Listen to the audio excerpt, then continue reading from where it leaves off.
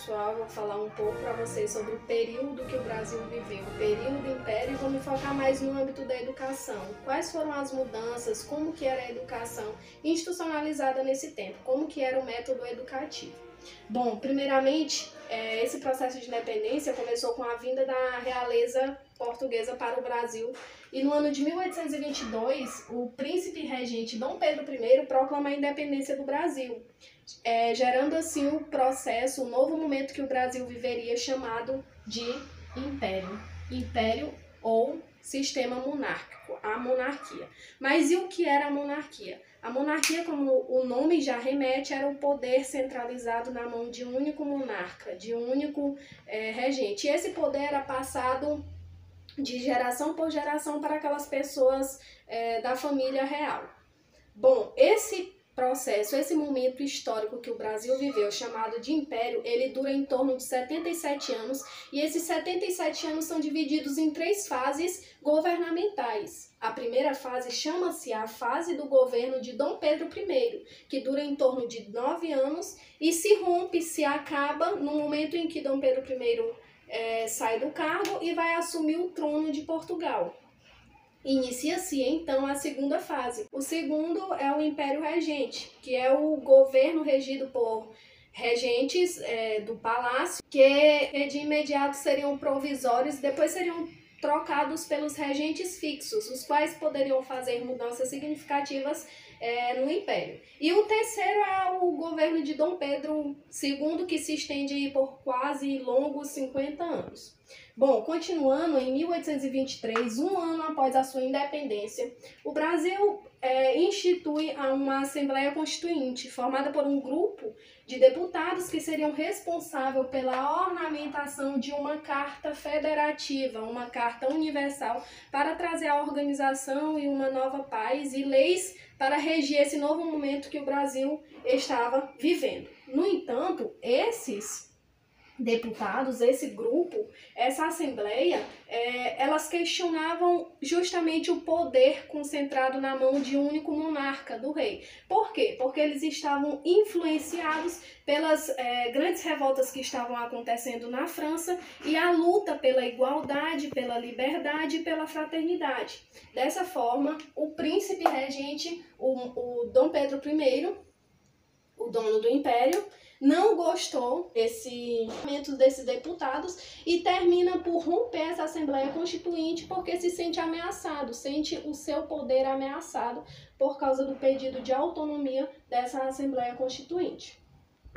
É aí que, em 1824, Dom Pedro I lança a Carta Federativa do Brasil. No entanto, ele lança a partir dos seus pensamentos, dos seus propósitos e dos seus objetivos. No entanto, no artigo 179, ele faz referência a uma educação universal centralizada à sua responsabilidade no Império. O Império era responsável por gerir e investir nessa nova educação brasileira que seria universal, destinada a todos. Todos teriam o direito de estudar. No entanto, fica somente nisso, e é apenas em 1827, com o Decreto Imperial, que vai trazer alguns direitos e algumas mudanças no âmbito educacional, que essa educação passa a ser vista como lei. Ou seja, em todo vilarejo, em toda vila, em toda cidade, seja na província ou na metrópole, deveria haver uma escola. É bom ressaltar que essa escola de que estamos falando aqui não era baseada em um modelo atual. Por exemplo, uma estrutura física, uma organização hierárquica e nem um quadro de professores classificado. Escola que é determinado como um quadro de pessoas juntas estudando, colocando o processo de ensino-aprendizagem em ação. É um professor com seu grupo de alunos, não significativamente uma escola com estrutura física, com cadeiras, salas e divisões. Não é isso. Bom, também esse novo decreto imperial traz uma mudança e uma conquista enorme no direito das mulheres, que seria a frequência às escolas. No entanto, esse direito vem com uma pequena, digamos assim, é um direito retroativo. Por quê? Porque dá o direito das mulheres frequentarem a escola, no entanto, essas escolas são dualistas, porque diferem tanto do ensino como do intuito desse ensino, dos homens. Por quê? Porque a mulher iria para a escola, mas para aprender e aperfeiçoar os seus conhecimentos domésticos.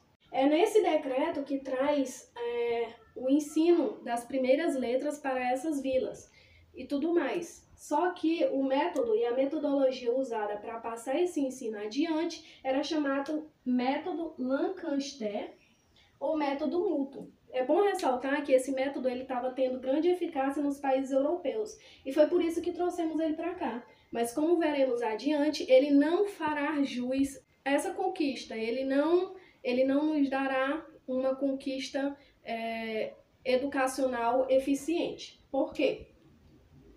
O método dele se baseava no ensino quantitativo. Ele previa alcançar o maior número de pessoas ao mesmo tempo. Para isso, ele passava os seus conhecimentos para 3 alunos, digamos assim, os menos ignorantes, como ele mesmo se refere, e esses 3 alunos passariam o conhecimento para mais 3, cada um, mais 3 ou mais 4 e assim sucessivamente. E assim ia se dividindo, alcançando uma maior quantidade de pessoas ao mesmo tempo. No entanto, esse método não se concretizou no Brasil na prática, por quê? Porque o Império estava passando por uma dificuldade financeira muito séria devido às revoltas que estavam acontecendo, inclusive no Maranhão, que nós temos o exemplo da balaiada, e também porque ele tinha pagado uma indenização muito alta para poder ter sua independência, ter sua liberdade, ter sua insubordinação ao governo Portugal. E isso afetou muito os cofres públicos do Império.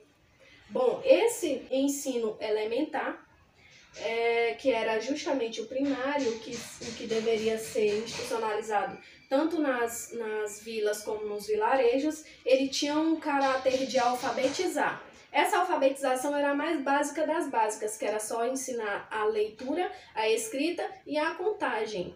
O segundo método de ensino, o segundo nível de ensino era justamente o secundário, que diferentemente do elementar, ele não tinha um aspecto obrigatório. O elementar, ele tinha um aspecto preparatório. Ele te preparava para adentrar no nível superior. No entanto, é bom ressaltar que eles eram financiados pelas províncias.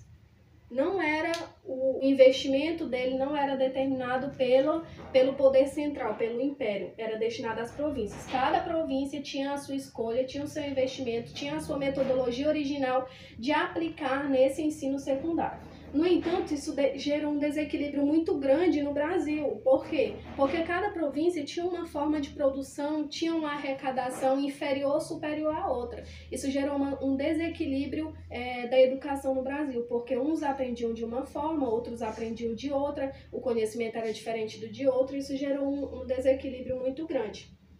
É bom ressaltar que o ensino público secundário, esse ensino secundário, ele era de caráter público.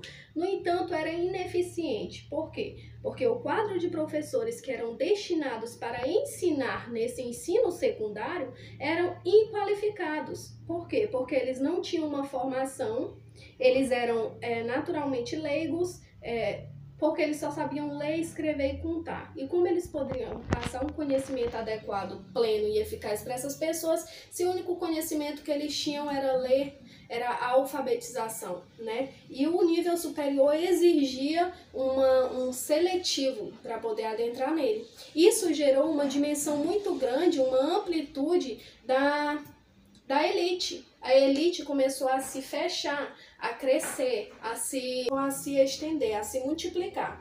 Por quê? Porque, como eu já falei, o ensino no secundário público era inqualificado. E essa elite, ela tinha um ensino particular. Ela pagava para instrutores formados em nível superior, principalmente fora do Brasil, a os ensinarem, lhe passar a aprendizagem em seus conhecimentos. Dessa forma, o seu conhecimento era muito mais pleno, muito mais eficaz do que o do público. Por quê? Porque o público, o Estado, o Império, as províncias não tinham condições de arcar com as despesas daquele professor. Por quê? Porque o professor o professor qualificado, ele ganhava muito mais dando aula para os filhos da elite, porque eles eram muito melhores remunerados. Assim, o ensino público foi se desqualificando, e a elite foi crescendo. Assim, dessa forma, surgem também o secundário particular, que eram dirigidos e gerenciados pelos jesuítas, que voltam ao Brasil. E ele já tendo uma capacidade metodológica muito grande, ele já tendo conhecimento do meio educativo, como se educa e tudo mais, ele vai gerar, sim, um nível secundário qualificado. E isso vai trazer a elite mais ainda para ocupar o nosso nível 3, que agora vamos discutir. O nível 3 é relacionado ao superior. Esse nível 3, ele tinha um caráter de formação superior, digamos assim. E eles eram de matérias isoladas. Por exemplo, a medicina não poderia se comparar com o direito. Eram faculdades isoladas. Faculdade de medicina, faculdade de direito, faculdade de administração e assim sucessivamente. E essas vagas eram limitadas à elite. Por quê? Porque o seu conhecimento em relação ao conhecimento do público, da pública, era mais elevado, já que eles tinham condições de pagar e de arcar com as despesas do seu professor particular, digamos assim. E por isso foi aumentando a elite. A elite começou a ocupar cargos públicos. Por quê? Porque elas conseguiam passar no seletivo, que o superior faria, porque eles tinham um conhecimento mais elevado que o público. Já que o público, os professores que ensinavam no público eram inqualificados, eram praticamente leigos, e a sua aprendizagem era ineficiente, eles não conseguiam passar a aprendizagem de uma forma plena e eficaz. Assim, em 1834, com um ato adicional à Carta Constituinte de 1824, do século XIX, é que surgem as primeiras formações de professores, as primeiras escolas destinadas à formação de professores. E é apenas em 1876 que começa a feminilização dessa docência, já que antes essa docência era masculinizada, visto que as mulheres não tinham direito de exercer profissões a não ser aquelas domésticas. E é interessante ressaltar que elas só conseguiram esse direito porque os homens, o machismo naquele tempo, correlacionou que mãe cuidava dos filhos, passava a educação, ensinava e tudo mais. Assim sendo, a professora teria a mesma função e teria a mesma efetividade, já que ela já tinha relação com o cuidado.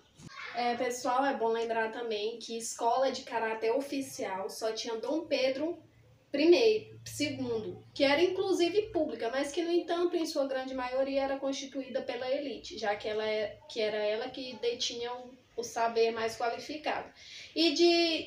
Nas províncias tinham os liceus, que eram de caráter técnico, destinado à profissionalização e formação de mão de obra qualificada. Obrigado, boa tarde.